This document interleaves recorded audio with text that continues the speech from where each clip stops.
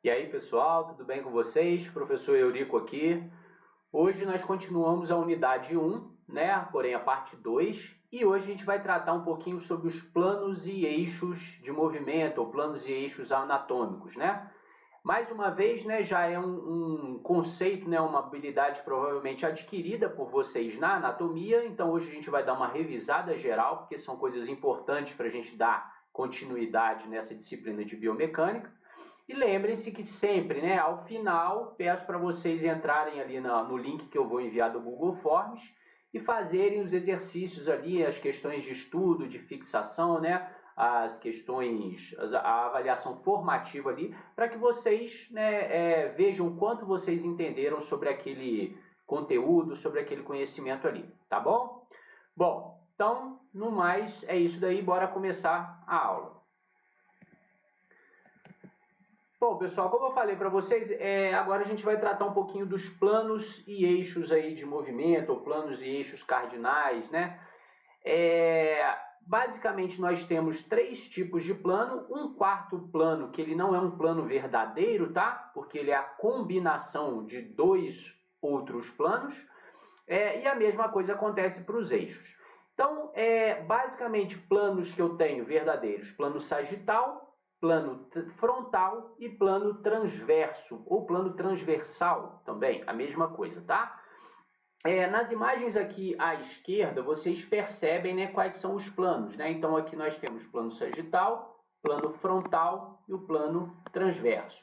Esse plano oblíquo aqui, gente, é a combinação de dois planos, tá? Ao mesmo tempo. Por isso que é possível a gente gerar alguns movimentos nessa questão. Mas quando a gente fala de planos isolados, são aqueles três primeiros. Eu vou falar daqui a pouquinho de forma separada de cada um deles, né, o que eles representam. E aqui, do outro lado, né, no lado direito, nós temos o eixo, né? Os eixos são médio-lateral, o eixo antero-posterior e o eixo supero-inferior, ou crânio-caudal, né? E ao mesmo tempo nós temos também o eixo oblíquo, né, que representa a mesma coisa ali do plano oblíquo, não é um eixo verdadeiro, mas ele se aplica a essas questões onde há combinações desses eixos. Agora, para ficar um pouquinho mais claro para vocês, que é importante que vocês entendam, os planos e eixos, eles são sempre perpendiculares entre si. O que eu quero dizer com isso?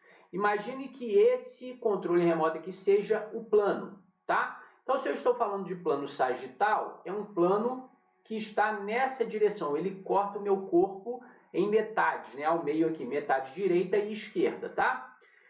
Para ele se movimentar, o eixo tem que estar sempre perpendicular a ele. Ah, Eurico, mas o que é perpendicular? Perpendicular é algo que faz um ângulo de 90 graus entre as estruturas.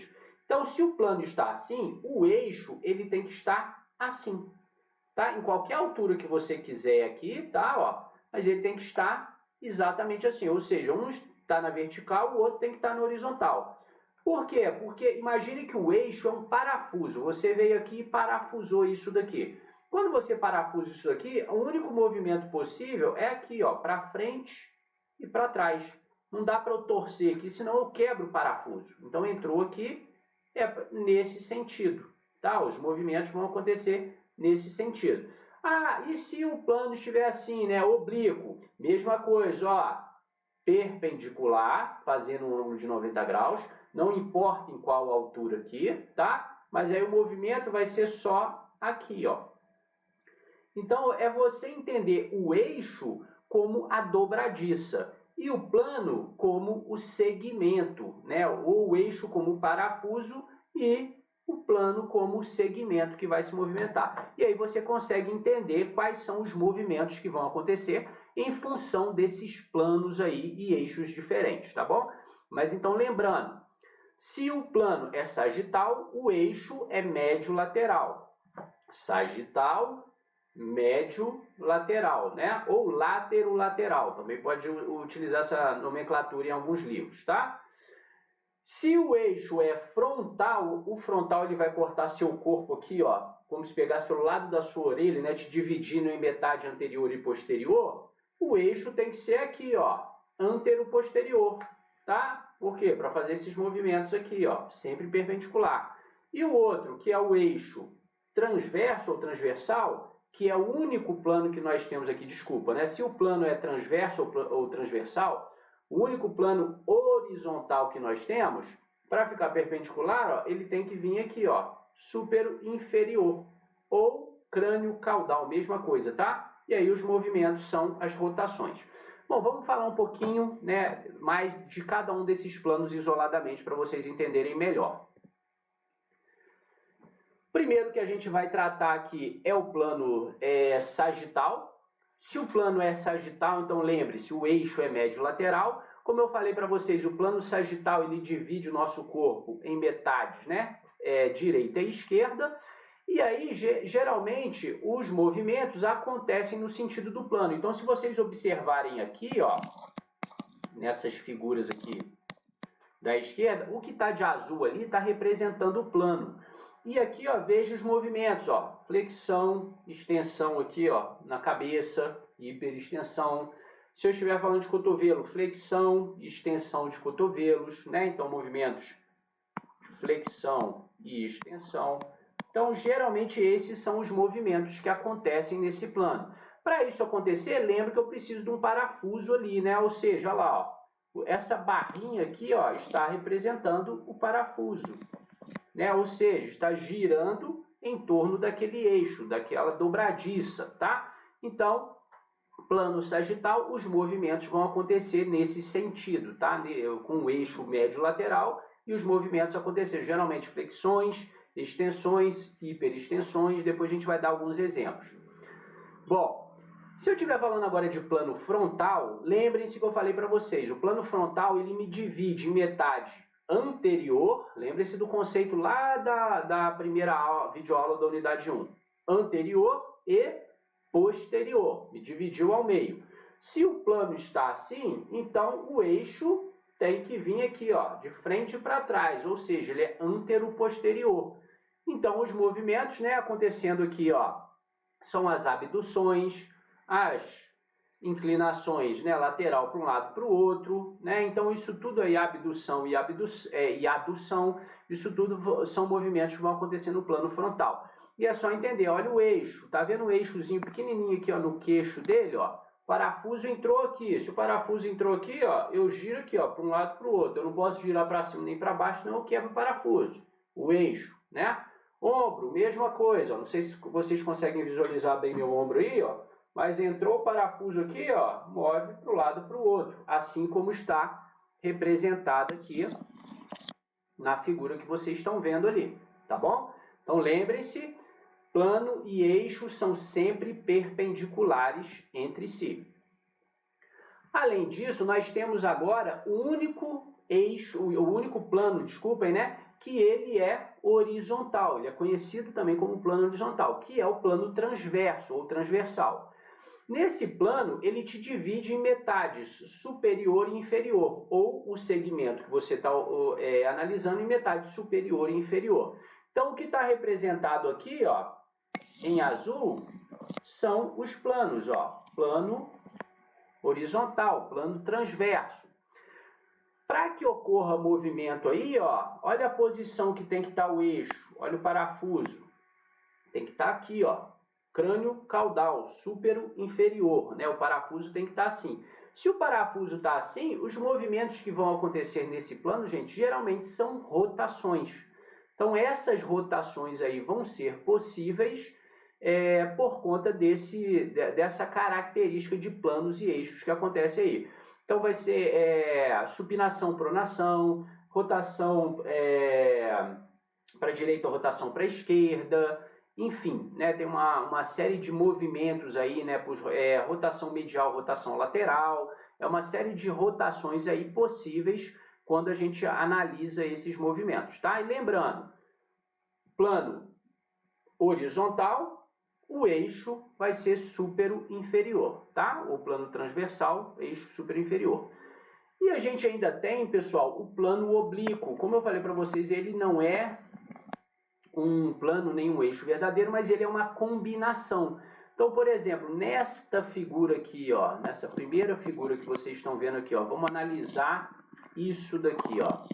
Para ele chegar nessa posição aí, vamos lembrar lá da aula 1, né, que eu falei da posição anatômica de referência.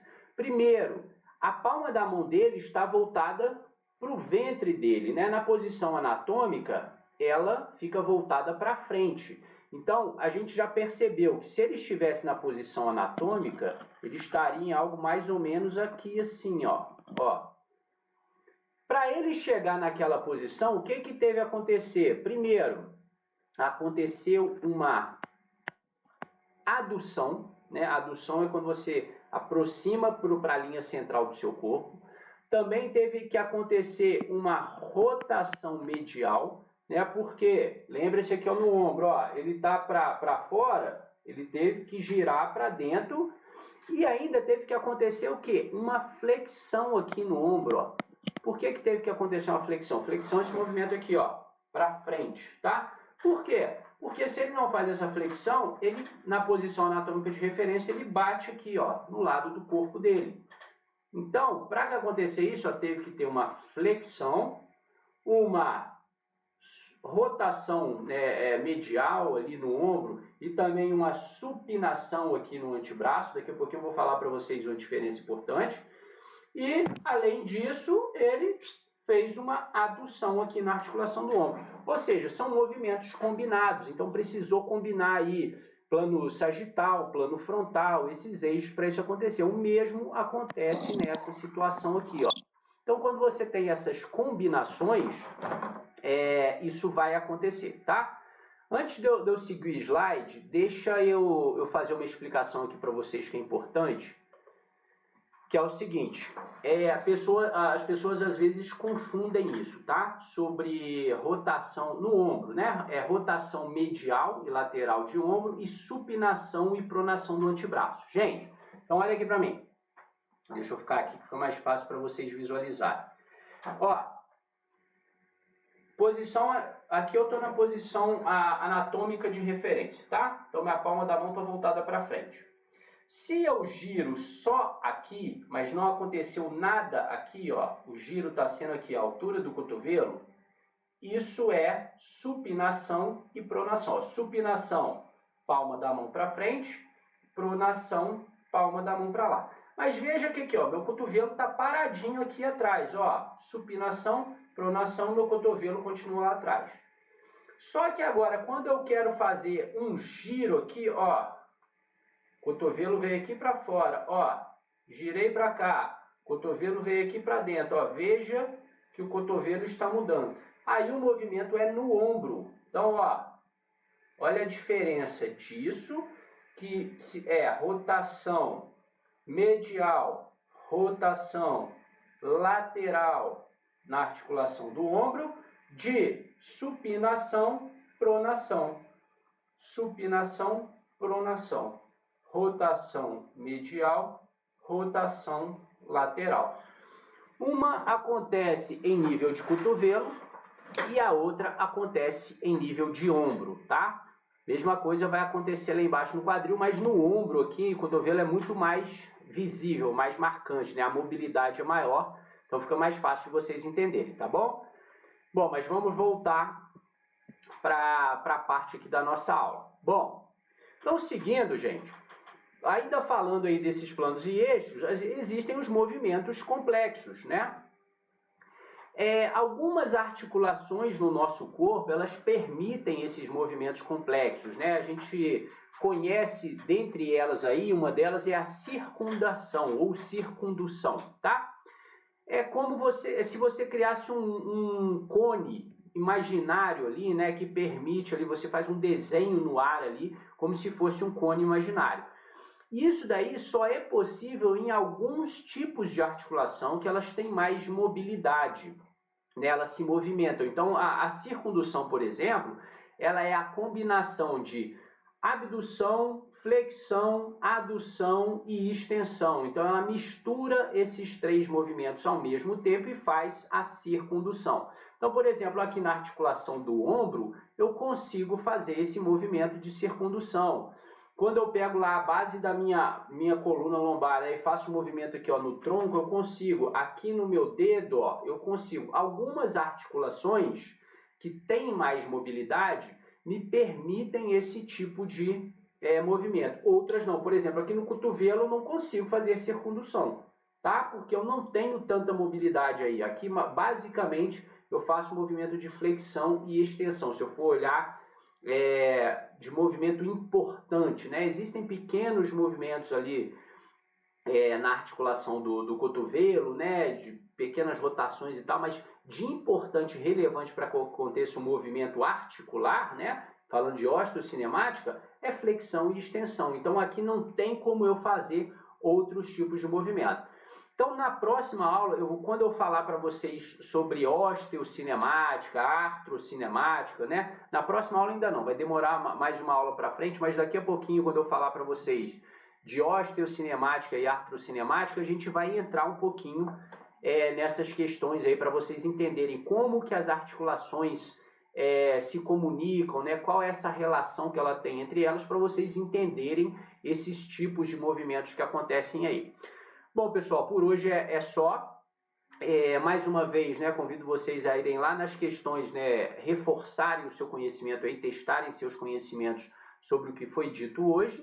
E aí, na próxima aula, a gente ainda na unidade 1 vai para a parte 3 e aí eu vou abordar outras questões aí, vamos falar de tipos de movimento, né, movimento angular, movimento linear e outras coisas aí, tá bom? Bom, espero que vocês tenham gostado da aula, obrigado pela atenção aí, valeu e até mais.